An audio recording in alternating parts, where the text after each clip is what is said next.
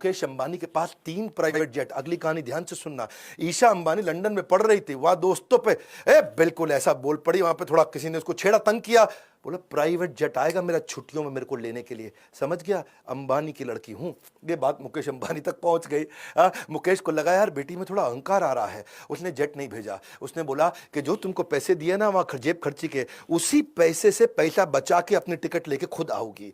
और वो पैसा बचाई जब, तो उसके बाद बिजनेस क्लास की टिकट नहीं थी, इकोनॉमी का पैसा बड़ी मुश्किल से बचा, खुद लौट के आई। 1 साल तक पिता ने जेट में नहीं बैठने दिया, बोला वैल्यू सिखाएंगे तुम्हारे को। उनका बेटा था, वो भी एक दिन चौकीदार को कुछ गाली दिया, बोला अंबानी का बेटा हूं। जब मुकेश अंबानी को बात पता चली, उसने चौकीदार को ढूंढा, पता लगाया उसके बारे में, सारे परिवार को इकट्ठा करके चौकीदार को बुलवाया, वहीं माफी मंगवाई उससे। बोले कि हमारे को वैल्यूज सिखानी है ये, और क्या पैसे की भी वैल्यू और वैल्यूज की भी वैल्यू। बिल गेट्स, अगर आप कहीं सर्वे कर लो ना अपने आसपास के ऑफिस में, तो मोस्ट इंफ्लुएंशियल लोगों में अगर आप पूछो 3 सबसे इंफ्लुएंशियल लोग कौन है, हर आदमी बिल गेट्स का नाम 3 में से एक जरूर ले लेगा। इतना वेल्दीएस्ट आदमी। फोर्ब्स ने जब लिस्ट निकाली, 23 में से 18 बार वो रिचेस्ट मैन बना था वर्ल्ड का। ठीक है, ऑफ कोर्स आजकल नहीं है, आजकल जेफ भैया आगे आ गए, इलॉन भैया आगे आ गए।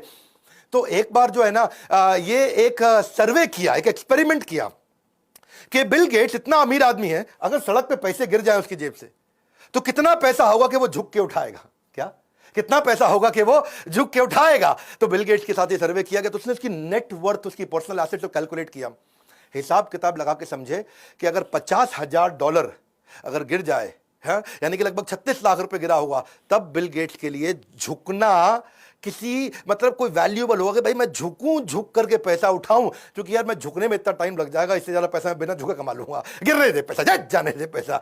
वो तो ये बोले कि $50,000 अगर एक साथ हो तो उठाएगा, थोड़ा फैला हुआ हो तो फिर वो उसको भी नहीं उठाएगा। क्यों? क्योंकि उतना पैसे वाला आदमी, और इतना पैसे वाला आदमी, अब बताता हूं वो क्या करता है। उसकी बेटी एक बार रेस्टोरेंट गई और वहां जाकर के टिप देके आई $500 की। बेटी टिप देके आई $500 की, पिता भी उसी रेस्टोरेंट में गया और वहीं खाना खाया, उसी टेबल पे खा के आया, वो $5 की टिप देके आया। तो वेटर बोला आपकी बेटी $500 दिया, आप तो सबसे अमीर आदमी दुनिया के, आपने $5 ही दिया। उसने बड़ा सिंपल तरीके से बोला देख भाई, वो दुनिया के सबसे अमीर अरबपति की बेटी है और मैं एक साधारण स्कूल के मास्टर का बेटा हूं। बिल गेट्स का कहना है कि भाई मैं बहुत ज्यादा पैसे इधर उधर कभी भी खर्च नहीं करता, काफी समय तक जिंदगी भर इकोनॉमी फ्लाइट में ट्रैवल किया, ये पैसे की कीमत को समझते, ये नहीं कि अरबपति तो उड़ा देंगे ऐसा। ये सारे के सारे किंगफिशर एयरलाइंस वाले नहीं होते हैं, माल्या। वॉरेन बफे दुनिया के सबसे अमीर आदमियों में, लेकिन आज तक 1956 के $31,000 के पुराने मकान में रहता, खुद ही गाड़ी चलाता है। अवॉइड स्पेंडिंग मनी, सुनो मेरी बात, गोल्डन स्टेटमेंट दे रहा हूं, सुन लो भैया, तुमसे कह रहा हूं, avoid spending money which does not contribute to your success. वहां पैसा कभी मत खर्च करना जो आपकी सक्सेस में कंट्रीब्यूट ना करता हो। अगर आपके गोल को कंट्रीब्यूट करता हो तो पैसा खर्च करना ठीक है।